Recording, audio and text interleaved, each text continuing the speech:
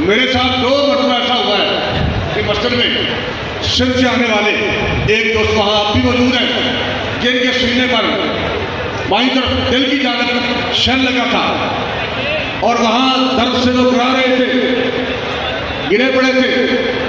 फिर उनको उठाकर मस्जिद में ले गए, पानी पिलाया।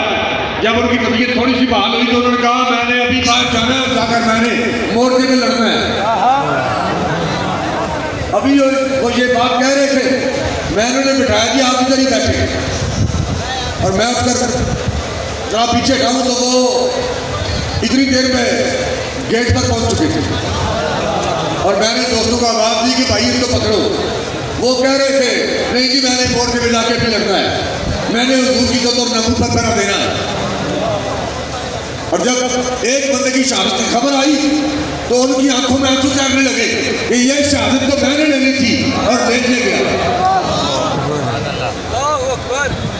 कायनात का उसूल है, लोग मौत से दौड़ते हैं, मौत से भागते हैं और भागते हुए हुक्मा के पास जाते हैं इलाज के लिए, अस्पतालों में जाते हैं कि हमारी जान बच जाए, मौत हमारे करीब ना आए।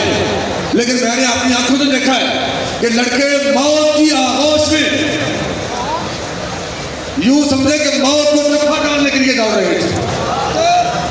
इसलिए अल्लाह कहता है कि अहले कलीसा इन शहीदों की दैयत, अहले कलीसा से नवाज,